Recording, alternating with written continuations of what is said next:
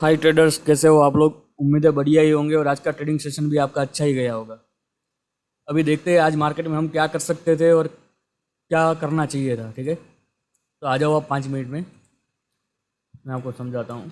देखो ट्रेडर्स, यहाँ से मार्केट आज ओपन किया और यहाँ से कुछ इस प्रकार से अप मूव आया, लेकिन मैंने सुबह टेलीग्राम में बता दिया था कि भाई यहाँ पे कोई भी एफपीजी नहीं बना है। दैट्स वाई अभी तक हमारा ट्रेड नहीं बना है और ट्रेंड भी क्लियर कट नहीं हुआ था। ठीक है, लेकिन मेरा ट्रेंड कब क्लियर हुआ, जब देखो यहाँ से रिजेक्शन, ये ओबी से रिजेक्शन लेते समय उसने यहाँ पे एफपीजी क्रिएट किया कुछ इस प्रकार, ये लो और ये हाई, यहाँ पे हमको एफपीजी मिला। दैट्स वाई ये हमारा बियरिश एफपीजी कंसिडर हुआ और उसकी वजह से हमको क्या मिला, हमको हमारा ऑर्डर ब्लॉक मिल गया कुछ इस प्रकार से। तो मैं वेट करता रह गया और आज मेरे को ट्रेड में एंट्री नहीं मिली, क्योंकि अब देखो मैंने अब 3 मिनट में रिफाइन करके देखोगे तो भी सेम ही आ रहा है और 1 मिनट में रिफाइन करके देखोगे तो भी सेम ही आ रहा है। दैट्स वाई मैं अभी वही पूरा मार्क किया था, लेकिन मेरा एंट्री कितने पॉइंट से मिस हुआ वो देखिए,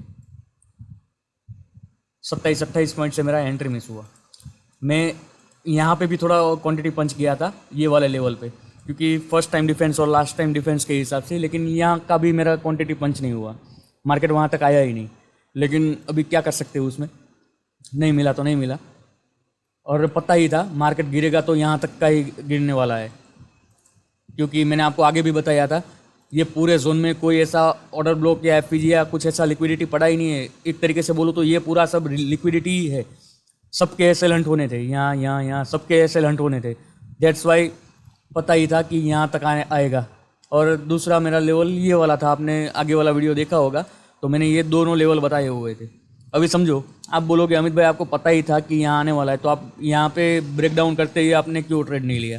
तो देखो मैं अपने लेवल पे ही ट्रेड करता हूँ। समझो मैंने यहाँ पे ब्रेक डाउन पे ट्रेड लिया होता तो मैं एसएल के बिना तो कुछ काम का नहीं है, तो इतना बड़ा एसएल देने में क्या मतलब है, इसका क्या मतलब है आप समझो। ये इस तरीके के रिस्क रिवॉर्ड में मैं प्रीफर नहीं करता हूँ। दैट्स वाई मैंने फिर आज का ट्रेडिंग अवॉइड ही कर दिया। और जैसे ही ये ब्रेक डाउन आया ना, तो मेरे को पता चल गया कि अभी भाई मेरे लेवल पे नहीं आने वाला है। वो वैसा क्यों, वो आप समझो। देखो मार्केट लिक्विडिटी टू लिक्विडिटी चलता है, ठीक है। वो लिक्विडिटी के बिना हिलेगा भी नहीं, जहाँ पे लिक्विडिटी पड़ी होगी वहाँ पे हो जाएगा। तो समझो मार्केट चालू यहाँ से हुआ, ठीक है, लेकिन यहाँ से ऊपर पुश कैसे मिला वो आप समझो। यहाँ पे एक ऑर्डर ब्लॉक था, आप ये पूरा भी काउंट कर सकते हो। ये रिजेक्शन कैंडल भी वीडियो देखा होगा आगे एफपीजी वाला, तो उसमें मैंने ऑर्डर ब्लॉक वाला तो उसमें बताया था रिजेक्शन कैंडल के बारे में, ठीक है। तो यहाँ से पुश मिला ऊपर की ओर, ठीक है, ये हटा देता हूँ। देखो यहाँ से पुश मिला ऊपर की ओर, कहाँ तक, आगे जहाँ पे लिक्विडिटी पड़ी थी वहाँ तक, यानी कि ये ऑर्डर ब्लॉक पे, ठीक है। फिर यहाँ से पुश मिला नीचे की ओर, तो फिर एक होप थी कि यहाँ से अगर थोड़ा 10-20 पॉइंट भी ऊपर आ गया तो मेरा एंट्री बन जाएगा, लेकिन नहीं हुआ।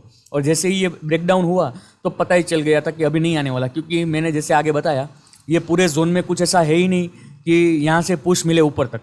ये पूरे जोन में कुछ था ही नहीं, लास्ट में यहाँ पे ही था। दैट्स वाई फिर समझ में आ गया था। लेकिन चलो जो हुआ वो जाने दो। और एक दूसरा इंटरेस्टिंग चीज़ आपको मैं बताता हूँ। एक बंदे का मेरे पे टेलीग्राम में मैसेज आया था, मैं आपको दिखाता हूँ। एक बंदे का मैसेज आया था, देखो क्या आया था।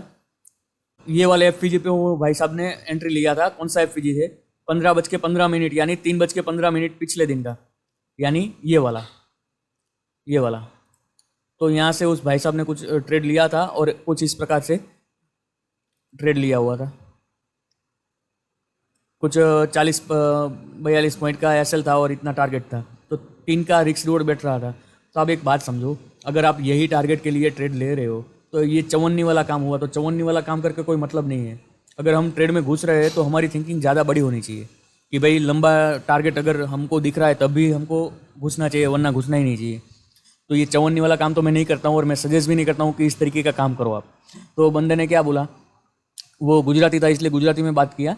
वो मेरे सिटी का ही है, यूट्यूब में से ही मेरा नंबर लेके मेरे को मैसेज किया था। लेकिन चलो वो तो कोई बात नहीं। फिर मैंने उसको साफ साफ बताया कि अगर ये एफपीजी तो तेरा सही है, चल गया तो तेरा नसीब, वरना एक्स्ट्रा कंफर्मेशन के बगैर लेना नहीं चाहिए, ठीक है। तो वो सब पूरा बता के फिर मैंने उसको बताया कि भाई 10:45 वाला FPG में मैं ट्रेड करने वाला हूँ। देखो कितने बजे बताया, 12:05, यानी 10:45 ये सब हटा देता हूँ, 10:45 यानी ये वाला जो अभी आगे मैंने बताया हुआ था, ये वाले पे मैं लेने वाला हूँ। और कितने बजे मैंने बताया था, देखो टाइम यहाँ पे देख लो, 12:05, यानी कुछ ये वाली कैंडल जब यहाँ पे मार्केट चल रहा था तब मैंने बताया था कि यहाँ पे मैं ट्रेड पंच करने वाला हूँ, लेकिन साला आया ही नहीं आज। लेकिन चलो कोई बात नहीं, क्या कर सकते हैं। और अभी नेक्स्ट दूसरा चीज़ मैं बता देता हूँ। एक दूसरा पंजाब वाला भी उसने भी मेरे को कुछ क्वेरी बताया था, उसके हिसाब से मैं ये सब हटा देता हूँ, आपको समझाऊँ। उसके हिसाब से ये चॉक पॉइंट है, ठीक है। तो उसका मैसेज आया कि यहाँ पे अमित भाई ये चौक होने के बाद, यानी चेंज ऑफ कैरेक्टर होने के बाद हम ये वाले यहाँ कहीं पे ओबी जो बना है वहाँ से ट्रेड पकड़ सकते हैं क्या। तो मैंने उसको मना किया। क्या मना करने का रीज़न था वो भी बता देता हूँ। पहली बात, ये आपका चौक पॉइंट कैसे हुआ, ये हायर लो कैसे आपका हुआ। देखो मैं आपको बताऊँ, हमारा ट्रेंड क्या चल रहा था, स्ट्रक्चर मैपिंग क्या था। ये हमारा हायर लो था और ये हमारा हायर हाई था, ठीक है। तो अभी मार्केट को अगर आगे बढ़ना था तो ब्रेक ऑफ स्ट्रक्चर करता तो बढ़ता। तो देखो यहाँ पे ब्रेक ऑफ स्ट्रक्चर नहीं हुआ, ये लिक्विडिटी स्विफ्ट हुआ है। मैंने साफ साफ रूल बताया था कि ब्रेक ऑफ स्ट्रक्चर कब कंसिडर होगा, जब इसके ऊपर बॉडी क्लोजिंग मिलेगा, लेकिन मिला नहीं मिला। दैट्स वाई ये कोई वैलिड ब्रेक ऑफ स्ट्रक्चर नहीं है। अभी इसने सिर्फ स्ट्रक्चर बढ़ाया, अभी हमको हमारा वैलिड ब्रेक ऑफ स्ट्रक्चर कहाँ पे मिलेगा, यहाँ पे। लेकिन यहाँ पे भी सेम सिनारियो हुआ, तो यहाँ पे भी हमारा हायर हाई स्विफ्ट नहीं हुआ, वो तो यही है, सिर्फ स्ट्रक्चर बढ़ाया है आगे। तो वापिस यहाँ पे हमको हमारा ब्रेक ऑफ स्ट्रक्चर होता हुआ नजर आया। तो जैसे मैंने बताया, ये भी हायर हाई नहीं था, ये भी नहीं था। दैट्स वाई कुछ यहाँ से लेके यहाँ के बीच में जो लोएस्ट पार्ट है वो हमारा हायर लो कंसिडर नहीं होगा, वो गलत है, ठीक है। हमारा हायर लो कैसे मार्क होगा, ये वाले पॉइंट, यानी जो हमारा एक्चुअल हायर हाई था वहाँ से लेके जहाँ ब्रेक ऑफ स्ट्रक्चर हुआ उसके बीच में, यानी यहाँ से लेके यहाँ के बीच में जो लोवेस्ट पार्ट है, यानी ये वाला, वो हमारा एक तरीके से बोलूँ तो हायर लो कंसिडर होगा। होगा क्या, वही है, ठीक है, कुछ इस प्रकार। और ये यहाँ पे जो था वो कैंसिल हो गया, ठीक है। तो अभी हमारा एक्चुअली चेंज ऑफ कैरेक्टर यहाँ पे होने वाला है, और वो भी अभी हुआ नहीं है, सिर्फ लिक्विडिटी स्विफ्ट हुई है, सिर्फ लिक्विडिटी स्विप हुई है, ठीक है। दैट्स वाई अभी भी हमारा चेंज ऑफ कैरेक्टर नहीं हुआ है। तो अभी हमारा स्ट्रक्चर क्या है, देखो हमारा हायर हाई ये वाला हो गया, क्योंकि यहाँ पे आईडीएम लिया, ऑब्वियसली ये नीचे आया है तो आईडीएम हो गया इसका, ठीक है। तो अभी हमारा कुछ स्ट्रक्चर इस प्रकार है। तो अभी मार्केट को रिएक्ट करने दो, वो कहाँ जाना चाहता है, ठीक है। अभी तो ऊपर ही जाएगा, उसका दूसरा लॉजिक भी मैं बताता हूँ। एक तो यहाँ पे लिक्विडिटी स्विप हुई है, और दूसरा मैं लॉजिक बताता हूँ।